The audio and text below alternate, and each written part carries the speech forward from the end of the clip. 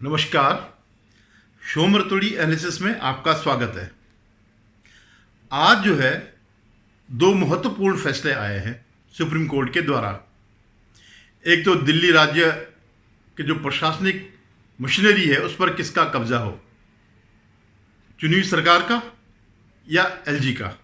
LG यानी एक किस्म से केंद्र का, क्योंकि गृह मंत्रालय के अधीन कई शक्तियां जो है दिल्ली में हैं। और दूसरा महाराष्ट्र में, महाराष्ट्र में जो सरकार बदली गई थी, जब उन्होंने विद्रोह कर दिया था तो उस पर सुप्रीम कोर्ट का जजमेंट, जब शिवसेना का बहुत बड़ा वर्ग टूट गया था और उन्होंने सरकार बनाई, उस पर जो सुप्रीम कोर्ट का फैसला आया उस बारे में चर्चा कर रहा हूँ।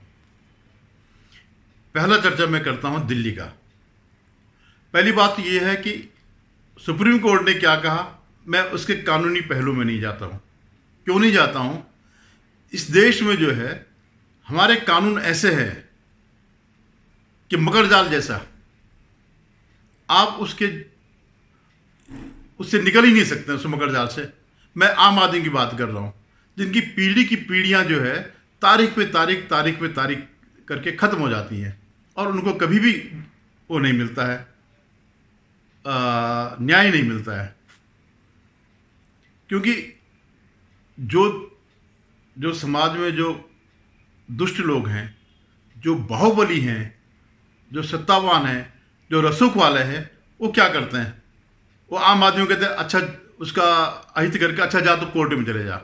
उनको पता है कि ये लड़ाई, कोर्ट की लड़ाई एक जगह पे ख़त्म नहीं होगी। ये नहीं कि आपने सेशन जज में कर दिया तो हो गया।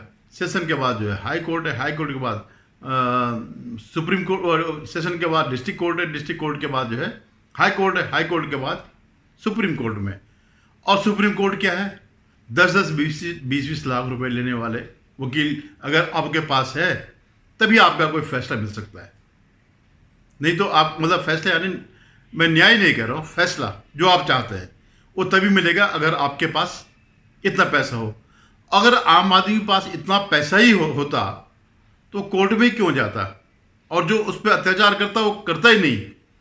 वो तो सिर्फ भारत के कानूनों और भारत की जो न्यायपालिका है, अपराधियों का उस पर विश्वास है, अगाध विश्वास है। उनको पता है जब तक ये कानून है भारत में, जब तक ये न्याय प्रणाली हमारी चल रही है, हमारा कोई बाल बांका नहीं बिगाड़ सकता। अब आप ये देखिए कि महात्मा अतीक जी 40 साल तक उन्होंने राज किया, उनका किसी ने जो है बाल बांका नहीं कर पाए। अगर वो शूटर जो है उनको नहीं मारते तो अगले 40 साल तक वो यही करते, जब तक जिंदा रहते तो यही करते। जो उनके खिलाफ गवाह होता उसको गोलियों से भून देते। और क्योंकि उनकी भी कानून के प्रति अगाध निष्ठा थी, वो संविधान और कानून के बहुत बड़े भक्त थे। क्योंकि जिस संविधान और कानून ने उनको ये अधिकार दिया 40 साल तक निर्बाध राज्य करने का, अपना साम्राज्य को जो है चलाने का, उसके प्रति कैसे उनकी निष्ठा नहीं होती? तो मैं यही कह रहा हूं कि ये आम आदमी का और कानून का आपस में कोई मेल नहीं है। तो ये बड़े बड़े लोगों के काम है। गरीब आदमी हमेशा पिसता रहेगा, तारीख पे तारीख मिलेगी, तारीख पे तारीख मिलेगी। ये कोई फिल्म डायलॉग नहीं है, ये सच्चाई है। सुप्रीम कोर्ट के लिए ज़्यादा जरूरी समलैंगिक मैथुन या उसको समलैंगिक शादियों को मान्यता देना है, उस पर कानून बनाना है।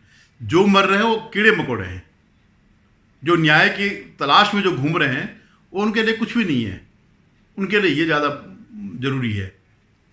तो खैर, तो सुप्रीम कोर्ट का जो जजमेंट आया, मैं एक सीधे सीधे बगैर कानून की बात कर रहा हूँ कि मोटा सा उन्होंने ये कहा, क्या कहा, किस धारा, किस उपधारा, किस नल, किस पंप से दिया, ये मैं नहीं कह रहा हूँ। उन्होंने ये कहा कि जो प्रशासन चलाने की क्षमता जो है, जो मशीनरी है, जो वहाँ के इस कैडर के जो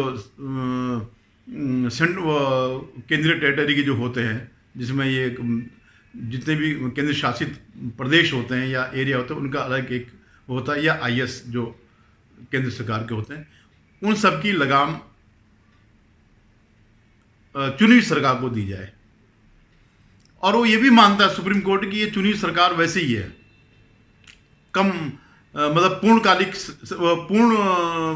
वैसे वाली सरकार नहीं, अधिकार वाली सरकार नहीं है, लेकिन हम इनको अधिकार दे रहे हैं।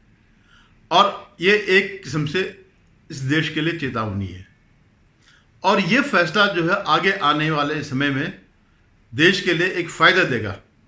अब आप कहेंगे कि कैसे फ़ायदा देगा तो मैं बताता हूँ। ये जो कदम है, आप ये सोचिए, अगर केजरीवाल जैसे व्यक्ति देश की राजधानी के मुख्यमंत्री बने रहे, जिनके पास की प्रशासनिक वो भी नहीं है, नियंत्रण नहीं है, प्रशासनिक मशीनरी पे है, नियंत्रण नहीं है, वो आदमी, वो पार्टी इतना बड़ा फ्रॉड कर सकती है, इतना बड़ा घोटाला कर सकती है, इस सब के बावजूद कि उसके ऊपर एक निगरानी भी है, एलजी की निगरानी है, केंद्र की निगरानी है। और ये वैसी निगरानी नहीं है जैसे गवर्नर के रूप में होती है फुल फ्लेज राज्यों में। ये एकदम दखलंदाजी वाली राजनीति, वो निगरानी है। उसके बावजूद वो करोड़ों का फ्रॉड करने में सफल हो जाते हैं। आबकारी नीति में करोड़ों का फ्रॉड कर दिया। शीश महल उनका बन के तैयार हो गया और देश को कुछ पता ही नहीं है कि जो रिपेयर के नाम पे जो बन रहा था, वहाँ वो जिसका रिपेयर होना था उसको तो तोड़ दिया और एक नया शीश महल खड़ा हो गया। जनता को यही बताया गया है कि हाँ, जो मतलब कागजों में जो कागजी कार्यवाही की रिपेयर का है, रिपेयर हो रहा है, लेकिन वो जो रिपेयर है वो तो पूरा ही स्विमिंग पूल बन गया। तो ऐसे व्यक्ति को अगर जो बगैर प्रशासनिक अमले के इतना फ्रॉड कर सकता है, वो कल के दिन क्या नहीं कर सकता अगर इसके पास नियंत्रण में आ जाए पूरे प्रशासनिक अमला। अब ऑफिसर क्या होता है, वो तो मालिक का गुलाम होता है, वो तो देखता है कि मेरा मालिक क्या चाहता है, वैसे ही उसी के अनुरूप वो काम करेगा। तो ये एक चेतावनी है कि भैया ये झंझट खत्म करो, एमसीडी सही है, राज्य वाजे कोई ज़रूरत नहीं है, ये केंद्र की, ये पूरे देश की राजधानी है। और यहाँ अगर ऐसे जैसे लोग आ गए तो पता नहीं क्या क्या गुल खिलाएंगे। और अगर माना ऐसे ही जज आ गए जिन्होंने आज ये सब उनको दे दिया है, प्रशासनिक अमला दे दिया है, कल के दिन वो पुलिस भी दे सकते हैं। अगर पुलिस ऐसे इनके केजरीवाल जैसे लोगों के हाथ में आ जाए तो वही हालत होगी जो पंजाब में हो रही है। किसको पकड़ना है, किसको धकड़ना है, सब वो कर देंगे। अपना जो है उनका, जो उनके खिलाफ बोलेगा उसको बंद करो, उसको एनएसए में वो कर दो, उसको SC ST एक्ट में बंद कर दो। मतलब 100 किस्म के कितने भी दुरुपयोग हो सकते हैं, वो इस आदमी ने जो है साबित, मतलब एक दिशा दिखा दी कि हम क्या क्या, कोई इस पद में रहते हुए क्या क्या कर सकता है। तो उसको एक चेतावनी है केंद्र के लिए ये फैसला कि ये जो है राज्य की कोई ज़रूरत नहीं है, पुरानी स्थिति पे ले आओ।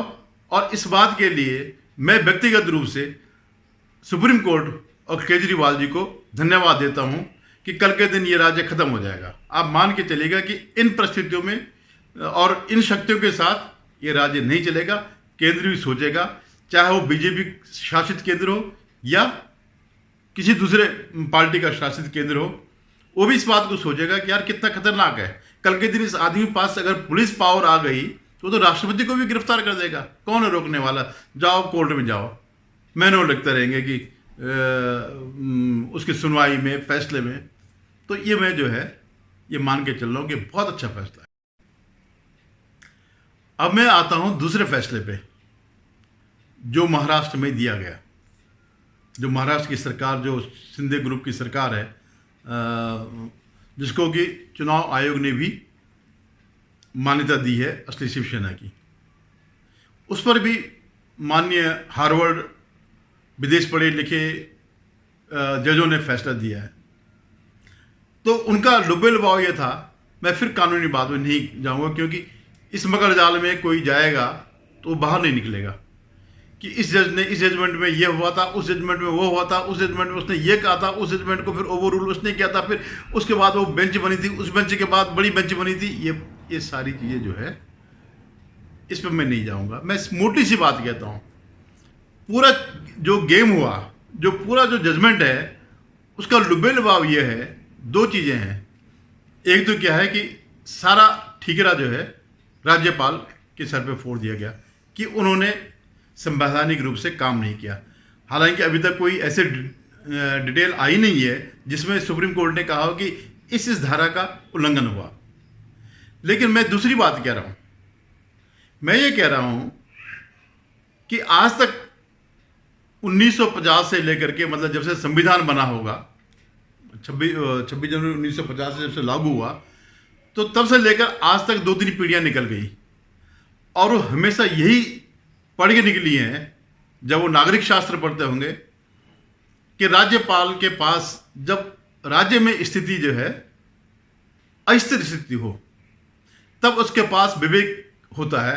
वो अपने विवेक के अनुसार सरकार को चलाने के लिए किसी को नियुक्त कर सकता है या किसी को आमंत्रित कर सकता है और 6 महीने के अंदर या जो भी है उसको मेजोरिटी प्रूव करने के लिए कहता है। तो अब तक सबने यही पढ़ा, लेकिन इस जजमेंट ने राज्यपाल के विवेक को ही चुनौती दे दी कि साहब उन्होंने सोच समझ कर नहीं किया, सलाह नहीं ली। भाई किससे सलाह लेते? उसके पास तो आखिर वो भी राज्यपाल है, वो भी पढ़े लिखे हैं, जितना वो भी LLB हैं, होंगे नहीं हैं। उनके परिवार का कोई सुप्रीम कोर्ट में जज नहीं रहा, तो वो इसलिए वो जज नहीं बने, हाई कोर्ट सुप्रीम कोर्ट में जज नहीं बने। अगर उनके परिवार का कोई अगर होता तो वो भी आज उसी बेंच में बैठते। तो आपने जबरदस्ती नाक घुसेड़ दी जो है राज्यपाल के विवेकाधिकार पे। तो हम यही पढ़ के आए कि जब अस्थिर स्थिति हो, विधानसभा में कोई बहुमत सिद्ध करने वाला नहीं हो, जो कि एग्जैक्टली वही है जो कि महाराष्ट्र में हुआ। उसके 53-54 में से 40 विधायक शिवसेना के निकल गए। अब वो कह रहे कि उन्होंने MBA को नहीं छोड़ा, ये नहीं छोड़ा। भैया देखो सीधा बहुमत क्या है, अस्थिरता थी या नहीं थी? अगर अस्थिरता थी तो राज्यपाल ने अपने विवेक का काम किया, अपने विवेक के अनुसार काम किया, जो भी किया उन्होंने। और आपने अगर नहीं किया होता तो पॉइंट आउट कर दे कि संविधान की इस धारा का उस धारा का उल्लंघन किया। और दूसरी बात, विवेक का क्या मतलब है? अगर आपने सिर्फ बंदे ही रहना है तो विवेक कहां पे आ गया? उनको जो ठीक लगा, जब उन्होंने देख लिया कि अस्थिरता है, जो सत्तारूढ़ पार्टी का, जो जिस पार्टी का मुख्यमंत्री है उसके 40 लोग निकल गए हैं, वो उसको नेता नहीं मानते, तो निश्चित रूप से अस्थिरता हो गई। अब आप मार पीट करके, डरा धमका करके बहुमत लाओ, वो अलग बात है, वो भी अस्थिरता होती। जैसे उन्होंने कोशिश करी थी कि 15 MLA को जो है उनको नोटिस दिया था, इनकी सदस्यता खतरे में है, और इन्होंने व्हिप का उल्लंघन नहीं किया। तो जब तक ये फैसला होता तब तक पता नहीं क्या होता। वो ठीक है कि उद्धव ठाकरे कम से कम सुप्रीम कोर्ट से ज़्यादा लॉजिकल मुझे ये लगे, उनको पता था कि मेरा वो नहीं है, मेरे पास बहुमत नहीं है, वो समझ चुके थे। हालांकि यही बात जो तिकड़मी नेता हैं शरद पवार, उन्होंने कहा था कि अगर इस्तीफा नहीं देते अगर उद्धव, उनकी ये बहुत बड़ी गलती थी, तो सरकार आज हमारी होती। आप ये बताइए कि कैसे इनकी होती? 53-54 में से 40 विधायक तो चले गए, आपकी सरकार अल्पमत में थी। एक बार आपने इनका अलायंस तोड़ ही दिया था, शिवसेना और बीजेपी का। अब क्या करते? अब वही आप करते थे ना जो संजय राउत धमकियां दे रहा था। अगर आपकी सरकार होती कि तुम आओ, तुम्हारी लाशें आएंगी, पोस्टमार्टम होगा, फलाना होगा, सड़कों पे वो लिंचिंग करोगे, मुझे नहीं लगता कि सुप्रीम कोर्ट ने कभी इस उसमें जो इन्होंने दिया है फैसला, उसमें इन चीज़ का भी जिक्र किया है, नहीं किया, अभी आया नहीं है। लेकिन इससे ये सबसे बड़ा कारण है, ये बहुत बड़ा कारण था, जो कि बहुत बड़ा फैक्टर है, जो सुप्रीम कोर्ट के फैसले में जरूर आना चाहिए था। अगर कल के दिन कोई भी बाहुबली माफिया या कोई सरकार, उनके गुंडे अगर विपक्ष को तंग करेंगे, विपक्ष को ऐसी धमकियां देंगे, मारने की धमकियां देंगे, तो क्या आप चुप रहेंगे या उसको जस्टिफाई करेंगे? तो खैर उन्होंने सुप्रीम कोर्ट ने इसको बड़ी बेंच को सौंप दिया है। तो जो मुझे लग रहा है कि वर्तमान में जो बेंच थी उसमें कुछ शायद एक रूपता नहीं थी, यानी एक मत नहीं थे दोनों, इसलिए जो है बड़ी बेंच को सौंपा होगा। या हो सकता है क्योंकि ये ऐसे कीड़े हैं, ऐसे जाल हैं कि पता नहीं कब से लेकर कब तक के, तो उन सबको अध्ययन करके ये करके वो करके एक नई गाइडलाइन जारी की जाएगी। तो कुल मिलाकर के अब इसमें जो है, अब जो आगे का जो देखने लायक होगा वो देखने लायक होगा संजय राउत का प्रलाप। अब क्या क्या बोलता था। अभी कुछ दिन पहले तक तो कह रहा था कि यह सरकार 15 दिन की है, क्योंकि उनको अंदाज हो गया था कि 15 दिन में फैसला आ जाएगा सुप्रीम कोर्ट से। तो अब वो क्या कहते हैं, अब क्या क्या नई नई गालियाँ वो देते हैं, जिसको वो कहते हैं कि मराठी में इसका मतलब गाली नहीं है, ये एक हमारी आम बोलचाल की भाषा, और ये इसका गाली से कोई संबंध नहीं है। तो अब आगे देखिएगा क्या होता है। उन्होंने विधानसभा अध्यक्ष को भी जो है कुछ फैसला लेने के लिए कहा है। अब वो फैसला लेंगे, फिर उसमें भी फिर पंगा होगा, फिर उसमें भी बेंच बैठेगी, फिर छोटी बेंच बैठेगी, फिर बड़ी बेंच बैठेगी। और मेरे ख्याल ये बेंच जो है सुप्रीम कोर्ट की केजरीवाल जी ही बनाए तो बेहतर है। उस बेंच में जो है बैठ करके बड़ा आनंद आएगा। तो आगे देखते हैं क्या होता। अब तो लगता नहीं है कि ये सरकार में कोई बुनियादी परिवर्तन आने वाला है। और अब तो 2024 में वैसे ही 1 साल रह गया चुनाव का, आम चुनाव का। उसके तुरंत बाद जो है या उसी दौर में विधानसभा के भी चुनाव होंगे महाराष्ट्र के। तो असलियत क्या होगी ये तब पता चलेगा। असली फैसला जो होगा जनता होगा। धन्यवाद। अगर आपको मेरा वीडियो पसंद आए तो इसे लाइक करिएगा, शेयर कीजिएगा, और हो सके तो सब्सक्राइब करें। धन्यवाद।